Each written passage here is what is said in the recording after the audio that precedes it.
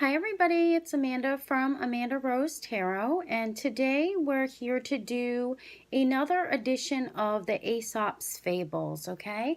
This is going to be episode number 8, and I apologize it's been so long since I've done one of these, but I'm trying to go with what people like, and people are really into the love readings, so I've really been trying to focus on those readings. I do apologize. I love doing these stories. It is sometimes a lot of research to find the meanings behind the stories and stuff, but I do enjoy doing this for the few people that do watch these videos. So today I've put gemstones out for this edition because a lot of people, I think they like that better than the numbers 1, 2, and 3. So that's what we're doing, okay? So the first one's going to be the rose quartz, the second one's going to be the amethyst, and the third one's going to be the crystal ball. If you don't know what these are they're moral and ethical stories that help you learn life lessons. They're short stories, so this will be a short reading, but hopefully you get something out of it and you take something away from it and maybe learn a little something, okay? So I'm just going to be quiet for a second and I'll let you pick either the rose quartz, the amethyst, or the crystal ball. Okay, so if you pick the rose quartz, let's see what Aesop's fable you guys got. Okay, you guys got the horse and the ass. Okay, so this is a story. A war horse decorated in ornate coverings walked proudly with an arched neck and a lofty tread on a road. He soon overtook a patient ass walking slowly under a heavy load.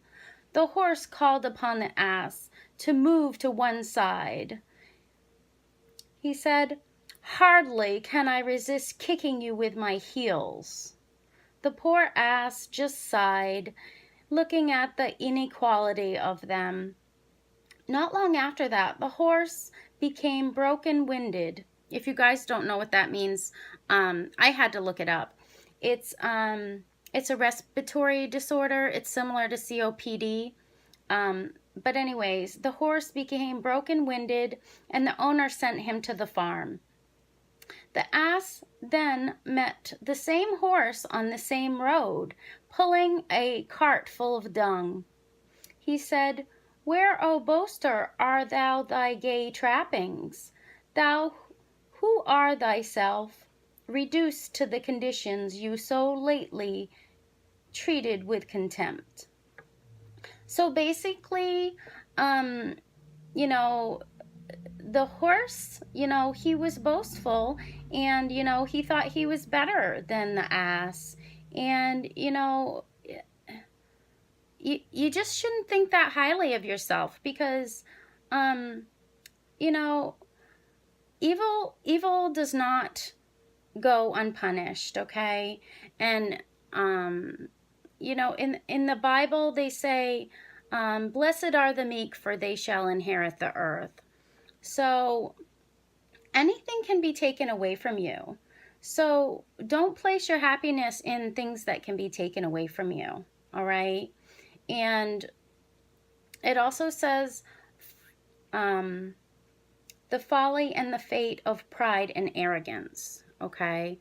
So don't think that you're better than anybody else. Don't boast about, your nice clothing or whatever. This horse had all the fancy, I don't know what it's called. He was dressed fancy, and this ass was, carrying a heavy load on his back. And, he's like, "Oh, I can hardly resist, kicking you as I go by you." And then, he got punished for that. So just know that, any evil deed, it's like karma, it's going to come back on you like it did with this horse. And I'm not trying to say, you guys, are bad. I'm just, just want people around you that aren't boastful. Just try to be around people that see the good in you. Whether you have, a Coach purse or Louis Vuitton or whatever, people see the good in you, not for what you have, but who you are. And that's what I get from that reading. So hopefully you guys like that. Check out the other editions of my Aesop's Fables, and subscribe to my channel if you haven't yet. Okay. So we're going to move right on to the Amethyst. If you pick that, let's see what card you guys got. Okay, you guys got the Bear and the Beehive. Okay, this isn't a really long story. So a bear found his way into a garden where bees were kept. He began to overturn the hives and devour the honey. The bees began to swarm above his head and stung his eyes and nose so much that he became maddened with the pain. He then tore at his own flesh on his face and head with his own claws. So, this is saying that the bear thought that, he could eat all this honey and nothing would happen to him. He thought, the bees were so weak that they couldn't hurt him. But united, the bees, they were able to overtake him. And actually, he took himself down because of them. So, the weakest united are strong. United we stand, divided we fall. These are all sayings about sticking together and humankind sticking together. We all bleed the same. We all have red blood. So we really are better to stick together than, divided. Okay. And I also want to mention about honeybees, and how important they really are, and how bad pollutants are and pesticides, because if honeybees are all killed off, then humanity wouldn't last, more than 4 years is the estimate.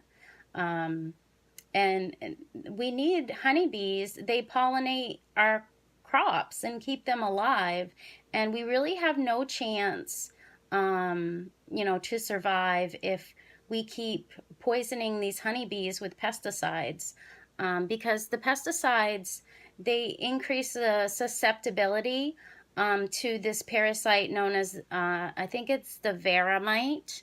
So we just have to spread that message, save the honeybees, because they really are important, and without them we would not last. We have no chance. So I do want to spread that message.